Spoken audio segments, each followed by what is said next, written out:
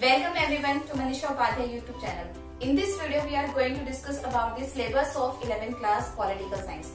इस वीडियो में मैं आपको बताऊंगी कि जो 11th क्लास का जो सिलेबस है कैसे अपडेट हुआ है और किस तरह से आपको इस सेशन के लिए अपने आप को तैयार रखना है. तो लेट्स गेट स्टार्टेड. तो अगर मैं सिलेबस की बात करूं पॉलिटिकल साइंस की, तो यहाँ तक अब तक आपको पता लग गया होगा कि जो 11th की जो पॉलिटिकल साइंस की जो बुक है वो दो पार्ट्स में डिवाइडेड है. यानी इस ईयर आपको दो बुक्स पढ़नी है. फर्स्ट जो बुक है वो है इंडियन कॉन्स्टिट्यूशन एंड जो सेकंड बुक है दैट इज पॉलिटिकल थ्योरी. दोनों बुक्स की अपनी अपनी वेटेज है. ठीक है, जैसे जो फर्स्ट बुक है आपकी, the name of the first book is Indian constitution. ये जो बुक है इसकी जो वेटेज है दैट इज 40 मार्क्स. और जो दूसरी बुक है दैट इज पॉलिटिकल थ्योरी, इसकी जो वेटेज है दैट इज ऑल्सो 40 मार्क्स. तो हो गया टोटल 80. तो आप देख सकते हैं कि पॉलिटिकल साइंस के अंदर जो आपका थ्योरी पोर्शन है वो 80 मार्क्स का है. ठीक है, और 20 मार्क्स आपके जो आपके असाइनमेंट या आपके जो प्रैक्टिकल होते हैं उनके होते हैं. ठीक है, तो आपको दोनों बुक्स को तैयार करना है, उनकी वेटेज के हिसाब से दोनों को प्रिपेयर करना है. लेकिन as per the new syllabus जो सीबीएसई ने अभी फिलहाल रिवाइज किया है, प्लस सीबीएसई ने इसके अंदर कुछ चैप्टर्स को डिलीट भी किया है.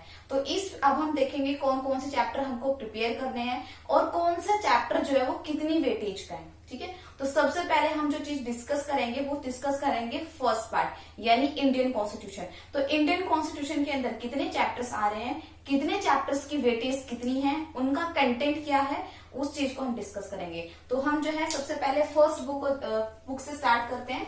The name of the first book is Indian constitution. ठीक है, इंडियन कॉन्स्टिट्यूशन जैसे मैंने आपको बताया कि दोनों बुक की जो वेटेज है वो 40 मार्क्स की है.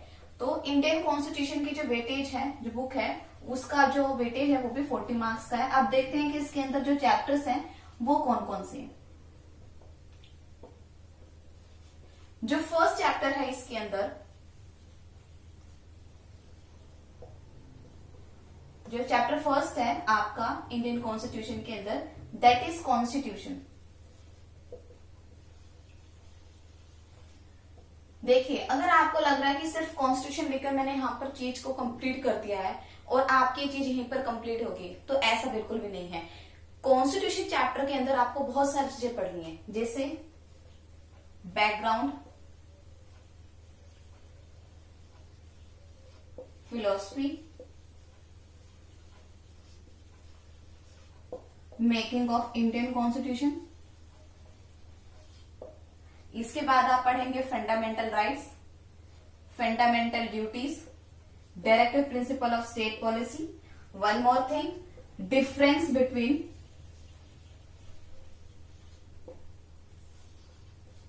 Fundamental rights and directive principle of state policy and constitutional amendment.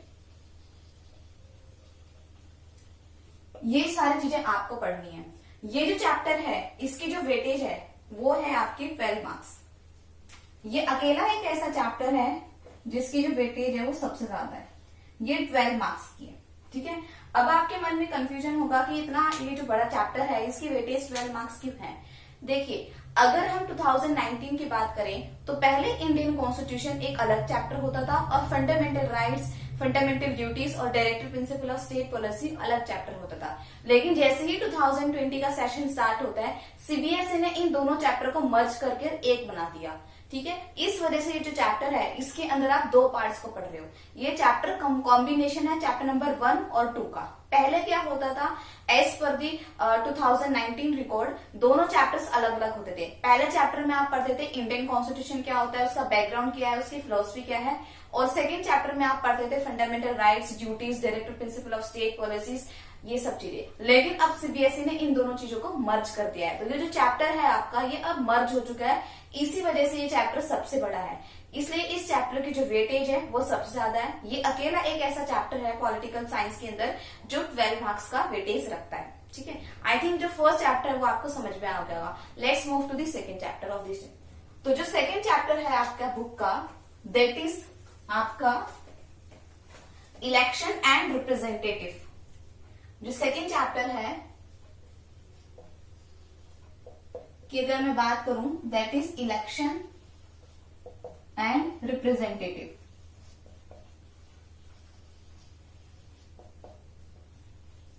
Chapter 3 की अगर मैं बात करूं, चैप्टर 3 आपका कौन सा है, तो चैप्टर नंबर 3 जो है आपका, दैट इज आपका लेजिस्लेटिव या लेजिस्लेचर आप कह सकते हैं इसको।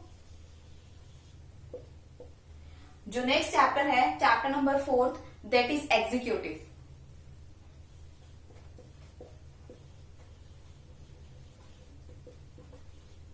चैप्टर नंबर 5 जो है आपका, the next chapter is legislature हो गया, एग्जीक्यूटिव होगा। द नेक्स्ट चैप्टर इज आपका जुडिशरी।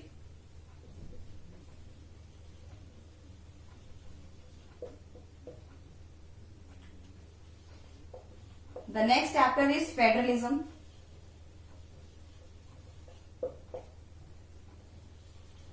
चैप्टर नंबर 7, फेडरलिज्म के बाद में आपका कौन सा चैप्टर है, दैट इज लोकल गवर्नमेंट। तो देखा आपने, जो फर्स्ट चैप्टर था that is constitution, second chapter is election and representative, legislature, executive, judiciary, federalism and local government.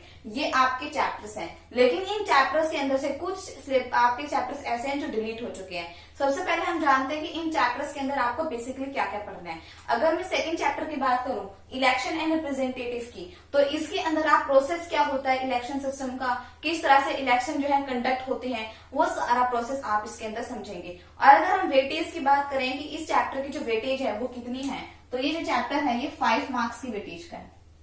ठीक है। नेक्स्ट चैप्टर जो है दैट इज लेजिस्लेचर। लेजिस्लेचर क्या होता है, लेजिस्लेचर एक ऐसा ऑर्गन है गवर्नमेंट का जो रूल्स को फॉर्म करता है। तो इसके अंदर आप पार्लियामेंट्री फॉर्म ऑफ सिस्टम पढ़ेंगे। ठीक है, किस तरह से लेजिस्लेटिव बॉडी काम करती है, किस तरह से रूल्स रेगुलेशन बनाती है, लोकसभा और राज्यसभा इनका रोल क्या है। ठीक है, ये सारी चीजें आप जो है लेजिस्लेचर के अंदर पढ़ेंगे। Weightage of this chapter is 5 marks. ये 5 मार्क्स इसकी वेटेज है। एग्जीक्यूटिव की मैं अगर बात करूं तो आप जानते हैं कि लेजिस्लेचर के बाद में जो नेक्स्ट प्रोसेस होता है दैट इज एग्जीक्यूटिव। एग्जीक्यूटिव के अंदर क्या क्या पढ़ेंगे आप, council of minister, role of president. ठीक है, इन सारी चीजों को पढ़ेंगे। रूल्स रेगुलेशन को बनाने के बाद रूल्स रेगुलेशन किस तरह से एग्जीक्यूट होते हैं, उनका इम्प्लीमेंटेशन प्रोसीजर क्या है, उससे रिलेटेड सारी चीजों को आप इस चैप्टर के अंदर पढ़ेंगे। यानी आप किस तरह से रूल्स रेगुलेशन जो है हमारे एग्जीक्यूट होते हैं। What is the role of president here. ठीक है, काउंसिल ऑफ मिनिस्टर का रोल यहाँ पर क्या है, किस तरह से चीजों को एग्जीक्यूट किया जा रहा है, उससे रिलेटेड सारे फैक्ट्स आप इस चैप्टर के अंदर पढ़ेंगे। और अगर मैं इस चैप्टर की वेटेज की बात करूं तो दिस चैप्टर की जो वेटेज है that is 4 marks. The next one is judiciary. हम जानते हैं कि हमारे देश के अंदर जो जुडिशरी है that is consider as an independent body.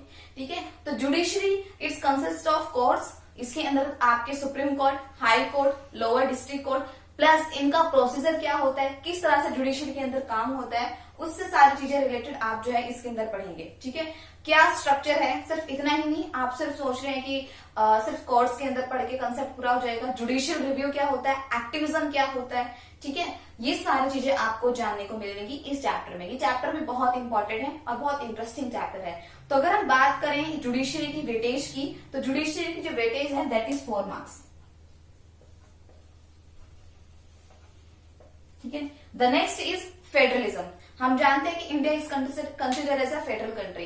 तो आप जो है फेडरलिज्म के बारे में पढ़ेंगे कि what make India a federal country, federalism क्या होता है, कोऑपरेटिव फेडरलिज्म क्या है, इससे रिलेटेड जितने भी फैक्ट्स हैं वो सारे फैक्ट्स आपके इस चैप्टर में क्लियर हो जाएंगे। यानी ये चैप्टर भी आपका बहुत ज्यादा इंपॉर्टेंट है, बहुत इंटरेस्टिंग चैप्टर है। तो ये जो चैप्टर है दैट इज आपका 5 मार्क्स की वेटेज का है। The next one is local government. Local government में आप पढ़ेंगे, आपको फेमस हमारे एक्ट याद होंगे, 73rd amendment act and the 74th amendment act. ठीक है, लोकल गवर्नमेंट का कंसेप्ट भारत के कॉन्स्टिट्यूशन के अंदर किस तरह से अमेंडमेंट हुआ, उससे रिलेटेड सारे फैक्ट्स आपको इस चैप्टर के अंदर जानने को मिलेंगे।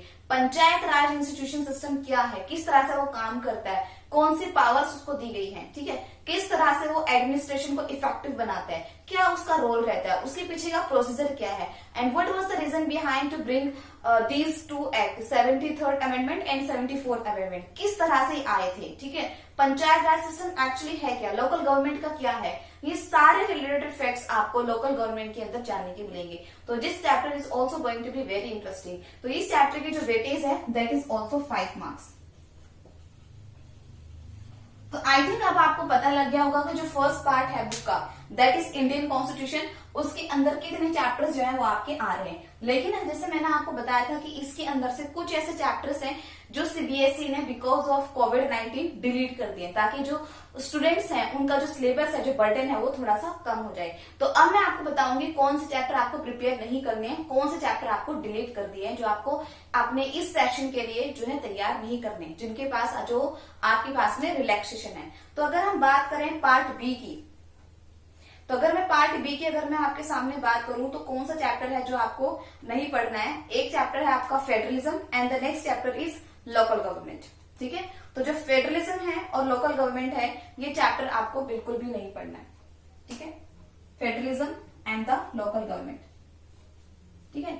ये चैप्टर है आपके, दो चैप्टर ऐसे हैं जो सीबीएसई ने आपके डिलीट कर दिए हैं। इसके साथ में एक चैप्टर और है जो सीबीएसई ने आपका डिलीट कर दिया है, दैट इज आपका तो फेडरलिज्म और लोकल गवर्नमेंट, ये दोनों चैप्टर ऐसे हैं जो आपको बिल्कुल भी तैयार नहीं करने हैं, ये चैप्टर आपके डिलीट हो चुके हैं। तो ये था स्ट्रक्चर ऑफ इंडियन कॉन्स्टिट्यूशन, ठीक है, किस तरह से इंडियन कॉन्स्टिट्यूशन जो फर्स्ट पार्ट है बुक का उसको आपको तैयार करना है। एक बार दोबारा से रिकॉल करते हैं, कॉन्स्टिट्यूशन, ठीक है, वो आपके 12 मार्क्स का है, executive and election representative, legislature, executive, judiciary and federalism and local government, ये दोनों चैप्टर आप तैयार नहीं करेंगे,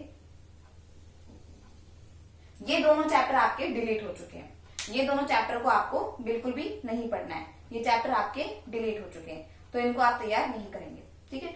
नाउ हम मूव करेंगे आपकी नेक्स्ट पे, that is political theory.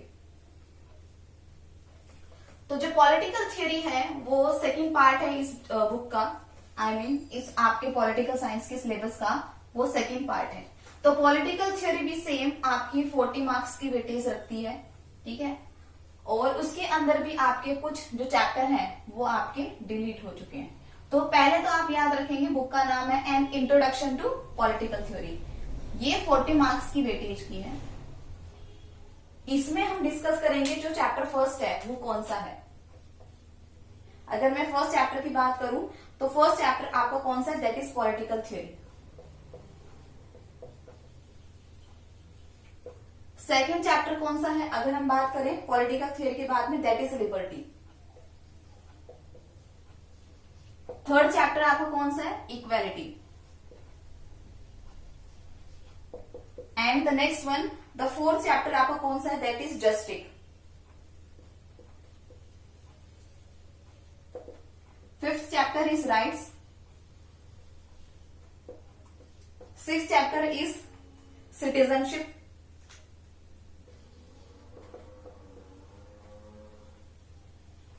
Seventh chapter is nationalism.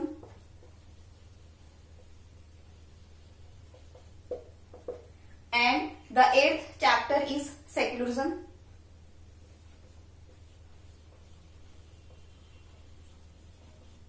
Ninth chapter is development.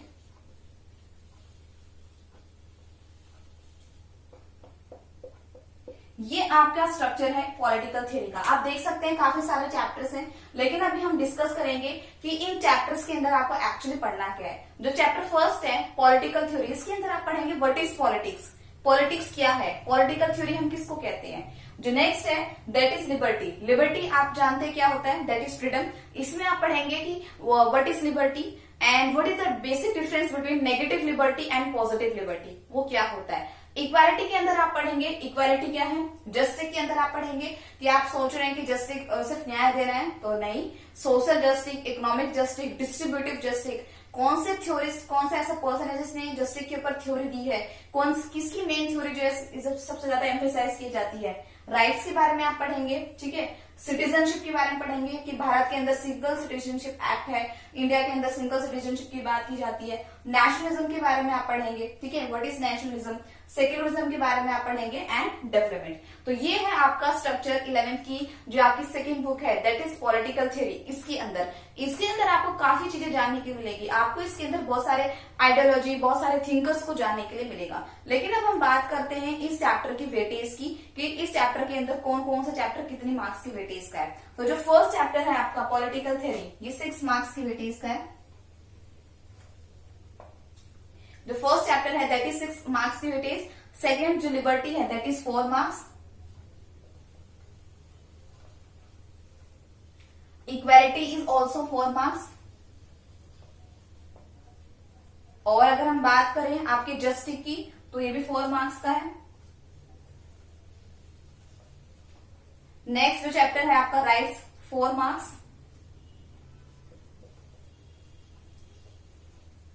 And जो नेक्स्ट चैप्टर है सिटीजनशिप एंड नेशनलिज्म, ये भी आपके 4 मार्क्स के हैं।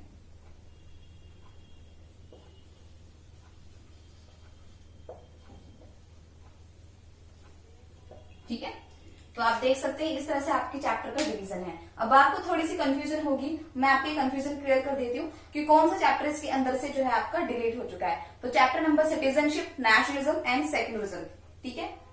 तो सिटीजनशिप जो चैप्टर है ये डिलीट हो चुका है, ये आपको नहीं पढ़ना है। नेशनलिज्म आपको नहीं पढ़ना है, सेक्युलरिज्म आपको नहीं पढ़ना है, ठीक है। सिटीजनशिप, नेशनलिज्म एंड सेक्युलरिज्म, ये चैप्टर ऐसे हैं जो आपको नहीं पढ़ने हैं, ये चैप्टर आपके डिलीट हो चुके हैं, ठीक है। तो चैप्टर नंबर 5 जो आपका चैप्टर नंबर 6 है, ये आपका डिलीट हो चुका है, नेशनलिज्म एंड सेक्युलरिज्म। एक बार दोबारा से मैं आपको समझाती हूँ। जो फर्स्ट चैप्टर है दैट इज पॉलिटिकल थ्योरी, इसमें आप पढ़ेंगे व्हाट इज पॉलिटिक्स और पॉलिटिकल थ्योरी क्या होता है। ये हो गया आपका 6 मार्क्स का। जो चैप्टर नंबर 2 है लिबर्टी, इसमें आप पढ़ेंगे कि what is liberty, what is the main difference between positive liberty and the negative liberty, ये है आपका 4 मार्क्स का। नेक्स्ट चैप्टर जो इक्वालिटी है, इसके अंदर आप इक्वालिटी के बारे में जानेंगे, ठीक है, आपकी किस तरह से आपकी इक्वालिटी का कंसेप्ट है। ये चैप्टर जो है ये भी 4 मार्क्स का है।